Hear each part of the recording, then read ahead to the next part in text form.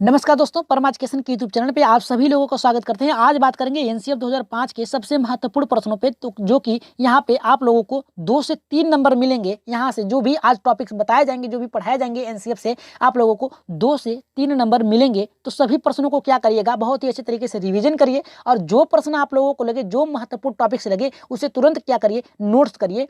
Note करेंगे तो आप लोगों का ज्ञान जो होगा अस्थायी होगा, क्योंकि नोट भी करेंगे, बनाएंगे भी और लिखेंगे भी, सोचेंगे भी। तो चलिए देखते हैं, लेकिन उससे पहले बता दें कि जो भाई बहन हमारे चैनल पे नए हैं और अभी तक हमारे चैनल को सब्सक्राइब नहीं किया है, तो परमा एजुकेशन चैनल को सब्सक्राइब करिए, साथ ही बेल आइकन का भी बटन दबा लें, ताकि लाइव आने पर आप लोगों के पास नोटिफिकेशन पहुंच जाए। अपने अपने ग्रुपों में क्या करिए, एक बार शेयर कर दीजिए, ताकि अधिक से अधिक लोग हमारे चैनल से जुड़ सकें। चलिए आ जाइए, जल्दी से आ जाइए, सभी लोग आ जाइए, क्योंकि आज के टॉपिक्स जो होने वाले हैं बहुत ही महत्वपूर्ण है, क्योंकि एनसीएफ से प्रश्न चलने वाले हैं।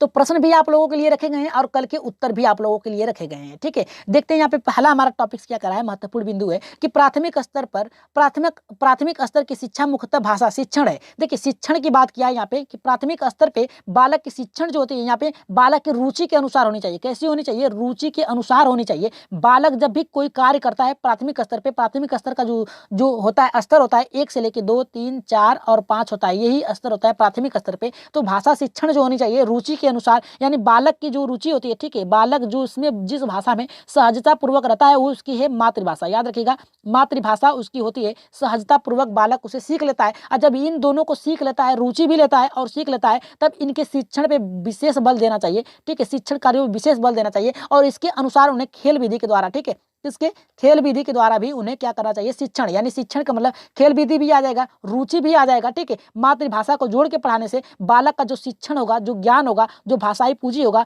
ठीक है, मातृभाषा में बालक बहुत ही अच्छे तरीके से सहजता पूर्वक सीख सकता है। तो उसका जो कार्य होना चाहिए, जो बालक की शिक्षण विधियां होनी चाहिए, उसकी रुचि के अनुसार होनी चाहिए। ठीक है, तो यहाँ पे पहला टॉपिक हमारा ये कहता है कि बालक की जो शिक्षण विधियां हैं, बालक के प्राथमिक स्तर पे उसकी रुचि के अनुसार होना चाहिए। ठीक है, तो हमारा ये टॉपिक्स बहुत ही महत्वपूर्ण है यहाँ पे एनसीएफ के अनुसार। चलिए आगे बढ़ते हैं नेक्स्ट टॉपिक्स पे। हमारा नेक्स्ट टॉपिक्स हमारा यहाँ पे दूसरा ये करा है कि प्राथमिक स्तर के गणित, समाज एवं परिवेश ज्ञान की मातृभाषा के माध्यम से सबसे अच्छे ढंग से आसानी से प्राप्त किया जा सकता है। मतलब ये है कि प्राथमिक स्तर पे, याद रखिएगा, जब बालक प्राथमिक स्तर पे, याद रखिएगा, जब बालक कहाँ जाता है, प्राथमिक स्तर पे, प्राथमिक स्तर पे प्रवेश करता है, तो उसकी जो भाषाई पूंजी होती है, ठीक है, जब गणितीय का मतलब होता है कि उसका अंकन करना, उसके तर्क, यानी क्या होता है, तर्क के आधार पे उसे क्या करना है, शिक्षा प्रदान करना चाहिए। क्या करना है यहाँ पे, शिक्षा प्रदान करना है। ठीक है, शिक्षा देना है। और जब शिक्षा उसमें बालक में मिल जाएगा, तो बालक क्या करेगा, अपनी परिवेश, अपने समाज, अपनी परिवेश, अपनी मातृभाषा जो उसके समाज में बोली जा रही है, ठीक है, उसके समाज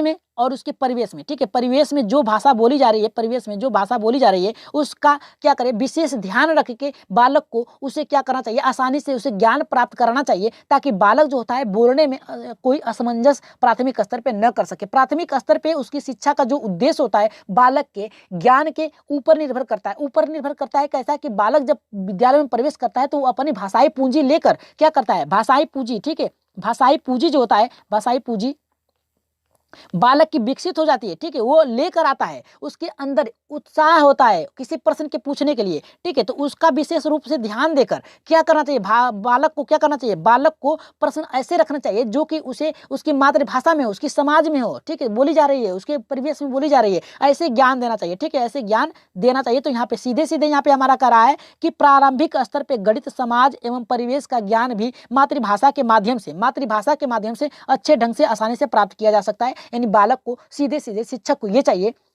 ये चाहिए कि बालक को क्या करना चाहिए, बालक को अच्छे से उसके मातृभाषा, ठीक है, मातृभाषा में उसका ज्ञान, ठीक है, ज्ञान प्राप्त करवाना चाहिए। ठीक है, तो इससे क्या होता है, बालक का ज्ञान जो होता है अस्थायी होता है। कैसा होता है, अस्थायी होता है, और वो रुचि भी लेता है। क्या लेता है, रुचि लेता है, ठीक है, पढ़ने में। तो यहाँ पे टॉपिक्स आपको दूसरा समझ में आ गया होगा। चलिए नेक्स्ट टॉपिक्स पे आगे बढ़ते हैं। लास्ट में इसी से संबंधित आपको प्रश्न मिलेंगे। चलिए देखते हैं यहाँ पे तीसरा क्या कह रहा है हमारा। देखिए, सभी प्रश्नों को आप लोग नोट करिए या फिर स्क्रीनशॉट ले लीजिए। प्राथमिक स्कूल में शिक्षण का माध्यम सीखने वाले की मातृभाषा ही होनी चाहिए। देखिए, एनसीएफ सीधे सीधे कहता है कि बालक की जो भाषा होती है, जो विकास होता है, उसके परिवेश में रहने के कारण, उसके परिवार में रहने के कारण, उसकी जो बोलचाल की भाषा है, उसके माध्यम से उसे शिक्षा देनी चाहिए। तो यहाँ पे देखिए कह रहा है हमारा कि प्राथमिक स्कूल में शिक्षण का माध्यम सीखने वाले की मातृभाषा ही होनी चाहिए। यानी जो सीख रहा है बालक, चाहे प्राथमिक स्तर हो चाहे कोई भी अदर विभिन्न स्तर से बालक आते हैं तो उनके स्तर पे होना चाहिए, ठीक है। और यहाँ पे करा जिसका आधार निश्चित ही वे अभाविक हो, आनुभाविक, यानी जिससे बालक क्या करे, सीखा जा चुका है, यानी पहले सीख चुका है, अनुभव हो, और भाषिक संज्ञानात्मक स्रोत होने चाहिए जिससे बच्चा अपने साथ लेकर स्कूल में प्रवेश करता है। तो आप लोगों को पता है कि बालक जो होता है विभिन्न, ठीक है, विभिन्न परिवेश से आता है। जब परिवेश से विभिन्न बालक आता है, ठीक है, बालक जब यहाँ पे विभिन्न परिवेश से आता है, विद्यालय में प्रवेश करता है, जब विद्यालय में प्रवेश करता है तो उसके अंदर एक उत्सुकता होती है अपने ज्ञान। यहाँ पे देखिए क्या कर रहा है, सीधे सीधे यहाँ पे एनसीएफ कह रहा है कि जिज्ञासा संज्ञानात्मक विषय होता है आपका खोज, ठीक है, खोज होगा तो ये लेकर आता है। तो आपको क्या करना चाहिए, बालक को हमेशा उसकी मातृभाषा, ठीक है, मातृभाषा में उसे ज्ञान देना चाहिए। चलिए आगे बढ़ते हैं, यहाँ पे चौथे पे देखते हैं। चौथा हमारा यहाँ पे क्या करा है, चौथा भी बहुत ही अच्छा प्रश्न है, टॉपिक से कह रहा है कि जहां योग्यता प्राप्त शिक्षक और पर्याप्त अवसंरचनात्मक यहाँ पे करा है सुविधाएं उपलब्ध हो वहां प्राथमिक स्तर से ही अंग्रेजी पढ़ाई जा सकती है। लेकिन यहाँ पे करा है कि प्रथम 1 और 2 साल तक मुख्यतः मौखिक श्रव्य कुशलता यहाँ पे कह रहा है कि समानतः बातचीत पर होनी चाहिए। यहाँ पे देखिए कह रहा है कि जहां पर कुशल, यहाँ पे कह रहा है कुशल शिक्षक, यानी जो जिसमें क्या है निपुण हो, याद रखिएगा जो शिक्षक जिस भाषा में क्या हो, निपुण हो, ठीक है, निपुण हो, उसका प्रयोग करना चाहिए। और कैसा उसका माध्यम होना चाहिए, प्राथमिक स्तर पे, याद रखिएगा प्राथमिक स्तर पे कैसा उसका माध्यम होना चाहिए शिक्षक का, वो कैसा होना चाहिए, बोलचाल की भाषा होनी चाहिए। कैसा होना चाहिए, बोलचाल की भाषा होनी चाहिए। तो यहाँ पे जैसा यहाँ पे देखिए कह रहा है, एक और कह रहा है कि लेकिन प्रथम 1-2 साल तक, यानी जब बालक विद्यालय में प्रवेश करता है, क्या करता है, विद्यालय में बालक प्रवेश करता है तो उसकी जो शिक्षा है 2 भाषाएं में देनी चाहिए, अलग अलग भाषाओं में देनी चाहिए। लेकिन वो किसके माध्यम से होनी चाहिए, मौखिक होनी चाहिए, याद रखिएगा मौखिक होनी चाहिए। और इसके आधार पर उन्हें क्या करना चाहिए, ज्ञान देना चाहिए। और जब ज्ञान अस्थायी हो जाता है तब धीरे धीरे क्या करना चाहिए, यहाँ पे बालक को, यहाँ पे विद्यालय में बालक को कैसी शिक्षा देनी चाहिए, पाठ्य पुस्तकीय शिक्षा देनी चाहिए। तो यहाँ पे देखिए ये भी टॉपिक्स बहुत ही महत्वपूर्ण है कि बालक को, अगर आप जो निपुण शिक्षक हैं किसी अंग्रेजी की शिक्षा में, यहाँ पे करा है कि किसी भी संस्था में, ठीक है, चाहे गणित हो चाहे अंग्रेजी हो, वो कैसी होनी चाहिए, प्रथम 1-2 साल तक मौखिक होनी चाहिए जिससे बालक आसानी से सीख सके। अब देखिए मौखिक किस माध्यम से होनी चाहिए, ठीक है, यहाँ पे अंग्रेजी की भाषा जो मौखिक हो वो किस माध्यम से हो। बालक जब विद्यालय में आता है तो पेड़ देखता है, ठीक है, पेड़, अब उसे मौखिक के रूप में कहेंगे ट्री, ठीक है, क्या कहेंगे, ट्री है ये, ठीक है, ट्री है, तो ट्री में बालक को बता देंगे कि पेड़ है, ठीक है। अब जब बालक कहेगा ये तो सर आम है, ठीक है, जब आम दिखेगा तो उसे मौखिक भाषा से कह देंगे ये देखो आम है, इसे मैंगो कहा जाता है, ठीक है। तो इस तरह से बालक क्या करेगा, उसके मौखिक 1-2 साल तक क्या करना चाहिए, मौखिक शिक्षा देनी चाहिए जिससे कि बालक उसे श्रव्य कुशलता, श्रव्य में से होता है देखना, सॉरी यहाँ पे सुनना होता है, उसके माध्यम से बालक क्या करेगा, सुनकर देखकर अच्छे से ज्ञान को प्राप्त कर सकता है। चलिए आगे बढ़ते हैं। यहाँ पे 5वें पे देखते हैं, 5वां टॉपिक हमारा क्या कर रहा है, अंग्रेजी की कक्षा में बच्चों को उनकी अपनी भाषा का प्रयोग करने से नहीं रोकना चाहिए और शिक्षण ऐसी पाठ्य पुस्तक पर निर्भर होना चाहिए जिससे कि बच्चे के समझ के स्तर का हो। यहाँ पे देखिए क्या कर रहा है कि अंग्रेजी की कक्षा में बच्चों को उनकी मातृभाषा, अगर बालक अपनी मातृभाषा का प्रयोग करके अंग्रेजी सीख रहा है, ठीक है, अंग्रेजी क्या कर रहा है, अपनी मातृभाषा का प्रयोग करके अंग्रेजी सीख रहा है, बालक अंग्रेजी सीख रहा है, तो उसमें क्या होना चाहिए, उसे नहीं रोकना चाहिए। क्योंकि क्या होता है, कुछ घरेलू जो वस्तुएं होती हैं उसका प्रयोग करके आप बालक को सिखा सकते हैं कि आपके घर में आलू है, पोटैटो हो गया, ठीक है, केला है, ठीक है, यहाँ पे बनाना हो गया, ऐसे करके उसे सिखा सकते हैं, उसके सब्जियों के माध्यम से उसे सिखा सकते हैं, उसके घर में जो प्रयोग होता है इस तरह से। अब उससे पूछ सकते हैं कि आप कहाँ रहते हैं, वो कहेगा हम घर में रहते हैं, ठीक है, तो उसे कहेंगे हाउस है, ठीक है। अब कहेंगे झोपड़ी में रहते हैं तो बट, ऐसे करके उसे सिखा सकते हैं, ठीक है, चिड़िया है, और ऐसे माध्यम से उसे सिखा सकते हैं। तो पाठ्य पुस्तक पर निर्भर होना चाहिए जो बच्चे की समझ के स्तर हो, यानी उसके जो परिवेश में बोली जा रही है भाषा ऐसे पाठ्य पुस्तक में होनी चाहिए, परिवेश वातावरण में इस प्रकार से उसे अंग्रेजी की शिक्षा देनी चाहिए। चलिए आगे बढ़ते हैं। यहाँ पे छठा हमारा ये करा है कि यदि योग्य शिक्षक या प्रशिक्षित शिक्षक उपलब्ध नहीं है तो अंग्रेजी प्राथमिक स्तर के बाद लाई जानी चाहिए। अगर प्राथमिक स्तर पे याद रखिएगा, अगर योग्य शिक्षक नहीं है अंग्रेजी पढ़ाने के तो प्राथमिक स्तर यानी आप ज़्यादा से ज़्यादा क्या करिए, 1, 2, 3 के बाद ही क्या करिए, 4, 5 के बाद 4, 5 से अंग्रेजी शिक्षण को प्राप्त करवाइए उनको, लेकिन प्राथमिक स्तर के बाद करा सकते हैं ताकि आपके अगर योग्य शिक्षक नहीं है, क्योंकि देखिए प्राथमिक स्तर पे बालक जो होता है थोड़ा चंचल होता है, तो वहाँ पे आप अंग्रेजी को बड़ी ही आसानी से नहीं पढ़ा सकते हैं, थोड़ा आपको कठिनाई होगी। तो इस माध्यम से हम क्या कर सकते हैं, उनकी रुचि के अनुसार उन्हें पढ़ा सकते हैं। अब देखिए नेक्स्ट करा है कि उसे इस तरह से पढ़ाया जाए कि शिक्षार्थी उन बच्चों के स्तर पर स्तर तक जल्दी से जल्दी पहुंच सके, उन्हें अंग्रेजी की पढ़ाई प्राथमिक स्तर से शुरू कर देनी चाहिए। देखिए आजकल की जो शिक्षा है वो एनसीईआरटी ये कहता है कि बालक को हर विषय का ज्ञान उसके प्राथमिक स्तर से ही देना शुरू कर देना चाहिए, जिससे कि आगे चल के उसे सीखने में कठिनाई न हो। पहले क्या था, हम 6 से 7 8 तक क्या करते थे, 6 से हम शुरू करते थे इंग्लिश की पढ़ाई, लेकिन अब क्या है, प्राथमिक स्तर से ही, ये देखिए प्राथमिक स्तर से नहीं लेकिन 3 4 से 5 से आपको शुरू हो जाएगी इंग्लिश, जिससे कि बालक क्या करे, आसानी से सीख सके, उसे कठिनाई आगे चल के न हो। चलिए आगे बढ़ते हैं। यहाँ पे 7वां देखते हैं क्या करा है हमारा। देखिए 7वां भी बहुत ही महत्वपूर्ण है। कह रहा है कि घर में बोली जाने वाले वस्तुओं, यहाँ पे करा है दोस्तों, यहाँ पे देखिए घर में बोली जाने वाली और दोस्तों के बीच वो पड़ोस की भाषा तथा स्कूल में प्रयुक्त की जाने वाली भाषा के बीच के फासले को पाटना चाहिए, भरपूर प्रयास करना चाहिए। मतलब ये है कि जो घर में बोली जा रही है, घर में अगर बालक है, ठीक है, याद रखिएगा जब बालक घर में रहता है तो किसका प्रयोग करता है, मातृभाषा का प्रयोग करता है, मातृभाषा का प्रवेश करता है। और जब परिवेश में रहता है तो परिवेशिक, याद रखिएगा परिवेश में जो बोली जा रही है उस भाषा का प्रयोग करेगा। और दोस्त में रहेगा, ठीक है, तो दोनों का प्रयोग करेगा, ठीक है, दोस्तों में रहेगा तो दोनों का प्रयोग करेगा, ठीक है। अब कभी कभी देखते होंगे कि अगर आपके दोस्त हैं तो आप और अपने अपने बीच में क्या करते हैं, अपने अपने परिवार का भाषा बोलने लगते हैं। तो इन दोनों के बीच में जो पाठ्य पुस्तक होता है, याद रखिएगा जो पाठ्य पुस्तक होता है उसको ऐसे सम्मिलित करना चाहिए कि उनके परिवेश, उनके दोस्त, उनके घरेलू जो बोलचाल की भाषा है उसे पूरी तरह से खत्म करके उन्हें पढ़ाया जाए, ठीक है। चलिए आगे बढ़ते हैं। यहाँ पे 8वें पे देख लेते हैं। 8वां हमारा क्या कह रहा है, याद रखिएगा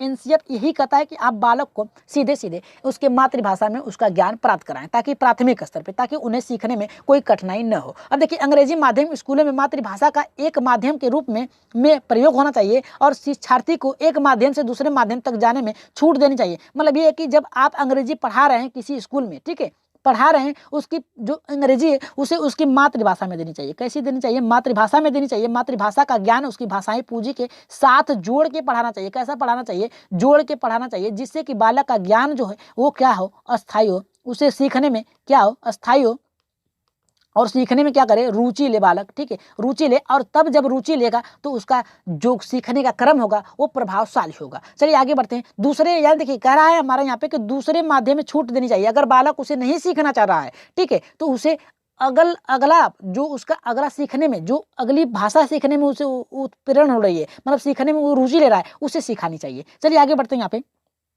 9वें पे देख लेते हैं। 9वां हमारा यहाँ पे क्या करा है, 9वां ये करा कि मातृभाषा का प्रयोग शिक्षा के सभी उच्च स्तरों तक जारी रखना चाहिए, क्योंकि मातृभाषा का आसपास की भाषा में उच्च दक्षता का स्तर, बेहतर संज्ञानात्मक विकास, यहाँ पे अंतर्दृष्टि, संवाद कुशलता और संवैधानिक यहाँ पे स्पष्टता को बढ़ावा देने से महत्वपूर्ण भूमिका निभाता है। मतलब ये कि मातृभाषा का प्रयोग बालक को प्राथमिक से लेकर, याद रखिएगा प्राथमिक से लेकर कहाँ तक, उच्च तक करनी चाहिए, जिससे कि भाषा का ज्ञान जो है बालक के, देखिए प्राथमिक स्तर और उच्च तक बालक क्या करता है, अपने परिवेश में बोली जाने वाली भाषाओं का प्रयोग करता है और आसानी से उसका ग्रहण कर लेता है। अगर उनके भाषाई, ठीक है, भाषाई पूंजी उनकी मातृभाषा है तो उन्हें अगर उनकी मातृभाषा में उनका क्या करेंगे, भाषा का ज्ञान करवाएंगे तो आसानी से क्या करता है, आसानी से सीख जाता है। और जब आसानी से सीख जाता है तो क्या करता है, सही प्रश्नों को सॉल्व करने लगता है। तो चलिए आगे बढ़ते हैं यहाँ पे, क्योंकि वह उसमें वो क्या करता है, निपुण रहता है अपनी भाषाओं में। अब देखिए 11 का हमारा ये क्या कह रहा है कि 10वां ये कह रहा है कि पाठ्यचर्या निर्माता पाठ्य पुस्तक। देखिए पाठ्यचर्या मतलब कैरिकुलम, यहाँ पे कराए कि निर्माता जो उसे बनाते हैं,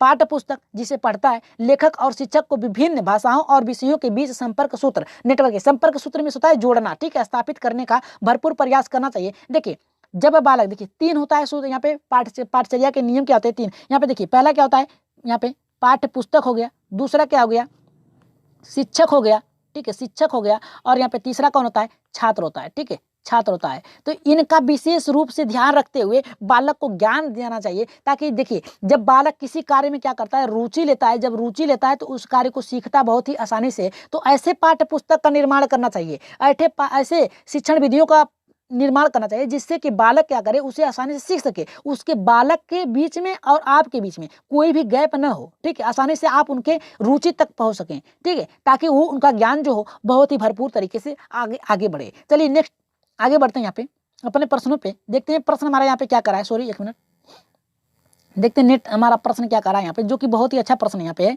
देखिए हमारा प्रश्न ये कर रहा है हमारा कि शिक्षण का मुख्य उद्देश्य होता है। देखिए शिक्षण का मुख्य उद्देश्य क्या होता है। पहला करा है कि शिक्षार्थी का आंतरिक विकास करना, दूसरा करा है कि विद्यार्थियों का, यहाँ पे करा विद्यार्थियों का सर्वांगीण विकास करना, तीसरा करा है कि विद्यार्थियों को ज्ञान देना, और यहाँ पे चौथा करा है कि विद्यार्थियों को रोजगार योग्य बनाना। तो राइट आंसर यहाँ पे क्या होगा कि शिक्षार्थियों का मुख्य उद्देश्य क्या होता है। पहला करा है कि विद्यार्थियों का, यहाँ पे विद्यार्थियों का आंतरिक विकास यानी उनके अंदर का विकास करना, और यहाँ पे कह रहा है दूसरा कह रहा है कि उनके सर्वांगीण विकास यानी पूरा विकास करना चाहिए, और यहाँ पे तीसरा कह रहा है हमारा कि विद्यार्थियों को ज्ञान देना, केवल ज्ञान देना, और यहाँ पे चौथा कह रहा है विद्यार्थियों को रोजगार प्राप्त कराना। तो राइट आंसर क्या होगा हमारा, पहला होगा, दूसरा होगा, तीसरा होगा, चौथा होगा। देखिए यहाँ पे राइट आंसर जो जाएगा यहाँ पे हमारा दूसरे के साथ जाएगा, यहाँ पे सर्वांगीण विकास होगा। यहाँ पे सर्वांगीण विकास यानी हर तरीके से उनको ऐसा ज्ञान दे कि हर परिस्थिति में बालक क्या है, ढल जाए। तो राइट आंसर यहाँ पे दूसरे के साथ जाएगा। आगे बढ़ते हैं यहाँ पे दूसरे प्रश्न पे देखते हैं। दूसरा प्रश्न यहाँ पे क्या कर रहा है। देखिए दूसरा प्रश्न भी बहुत ही अच्छा है कि भाषा अध्ययन करना और भाषा के विषय में सीखना ये क्या है। दो भिन्न भिन्न संकल्पनाएं हैं, यहाँ पे करा विपरीतार्थक संकल्पनाएं हैं, और यहाँ पे करा भाषा का भाग नहीं है, यहाँ पे करा यहाँ पे सर्वाधिक महत्वपूर्ण हिस्सा है। तो राइट आंसर यहाँ पे क्या जाएगा। देखिए यहाँ पे दो भिन्न भिन्न, देखिए भाषा अध्ययन यानी भाषा के विषय में जानना और भाषा के विषय को सीखना, भाषा का अध्ययन करना और भाषा के विषय में सीखना, ये क्या है आपके दो भिन्न भिन्न संकल्पनाएं हैं, विपरीतात्मक है, मतलब ये अलग है, अलग अलग है, ठीक है, अलग अलग है, और यहाँ पे इसके भाग नहीं है, और यहाँ पे करा है सर्वांगीण महत्वपूर्ण हिस्सा है। तो सर्वाधिक महत्वपूर्ण हिस्सा नहीं होगा, राइट आंसर जाएगा यहाँ पे पहले के साथ जाएगा। ये दोनों भिन्न भिन्न है क्योंकि अध्ययन करना और सीखना, ठीक है, ये दोनों अलग अलग है। अध्ययन जब करते हैं तो आप लिखते हैं, लेकिन जब उसको सीखते हैं तो आप कोई कार्य करते हैं। तो राइट आंसर जाएगा यहाँ पे पहले के साथ जाएगा। आगे बढ़ते हैं यहाँ पे तीसरे पे देख लेते हैं। तीसरा प्रश्न क्या करा है हमारा, तीसरा ये करा कि निम्नलिखित में से अधिगम की विधि है। अधिगम यानी अधिगम में होता है आपका सीखना, ठीक है, अधिगम में होता है क्या होता है, सीखना होता है। तो यहाँ पे देखिए अधिगम की विधि है, पहला करा है प्रयोग करके सीखना, दूसरा करा है कि अवलोकन विधि, तीसरा करा है कि अधिगम और सामूहिक विधि, चौथा करा है कि उपयुक्त सभी। तो हमने आपको हर बार कहा है कि जहां पर भी उपयुक्त सभी हो, ठीक है, आप तुरंत क्या करिए, बिना सोचे समझे उसे सही करिए, उपयुक्त सभी, एक दो या फिर इनमें से सभी। तो राइट आंसर हमारा जो जाएगा यहाँ पे चौथे के साथ जाएगा, हमारा राइट आंसर जाएगा यहाँ पे चौथे के साथ जाएगा, उपर्युक्त सभी होगा, ठीक है, याद रखिएगा उपर्युक्त सभी, क्योंकि प्रयोग करके सीखना, जब आप प्रयोग करते हैं तब भी आपका अधिगम का विकास होता है। अवलोकन जब आप देखते हैं प्रत्यक्ष ज्ञान, अवलोकन में से होता है प्रत्यक्ष, प्रत्यक्ष होगा यहाँ पे, प्रत्यक्ष ज्ञान होता है, ठीक है, प्रत्यक्ष ज्ञान जिसमें आपका ज्ञान अस्थायी होता है, क्योंकि सबसे अच्छा आपका जो ज्ञान होता है प्रत्यक्ष अवलोकन के माध्यम से ही आप विकसित होता है। तो अधिगम का सामूहिक विधि, अधिगम का सामूहिक विधि यानी आप करके सीखते हैं, समूह में करते हैं, गतिविधि के द्वारा करते हैं। तो ये तीनों ही आपकी क्या है, अधिगम की विधियां हैं। तो राइट आंसर जाएगा यहाँ पे चौथे के साथ जाएगा। आगे बढ़ते हैं यहाँ पे देखते हैं चौथा हमारा यहाँ पे क्या करा है। चौथा देखिए बहुत ही अच्छा प्रश्न है। यहाँ पे चौथा ये करा है कि उच्च प्राथमिक स्तर के विद्यालय में एक भाषा शिक्षक में विद्यार्थियों को कौन कौन सी प्रभावी बात यहाँ पे प्रतीत होनी चाहिए, कौन कौन सी होनी चाहिए। पहला करा है कि उसकी अभिव्यक्ति का, दूसरा करा है कि उसका पूर्ण व्यक्तित्व, दूसरा करा है, तीसरा करा है कि उसकी भाषा, चौथा करा है कि उसकी रुचि। तो राइट आंसर यहाँ पे क्या जाएगा, राइट आंसर हमारा क्या जाएगा, जल्दी से बताइए जी। चौथे का राइट आंसर एक बार लाइक कर दीजिए सभी लोग, ठीक है, एक बार लाइक कर दीजिए, ठीक है, लाइक कर दीजिए, जल्दी से कर दीजिए, जितने लोग हैं कम से कम उतने ही लाइक कर दीजिए। यहाँ पे देखिए करा कि उच्च प्राथमिक विद्यालय में यानी 6 से 8 तक करा विद्यालय में एक भाषा शिक्षक में विद्यार्थियों को कौन कौन सी प्रभावी प्रतीक होनी चाहिए, यानी देखने के लिए क्या होना चाहिए एक शिक्षक में। तो पहला करा है कि उसकी अभिवृत्ति यानी क्या वो जानना चाहता है, गलत।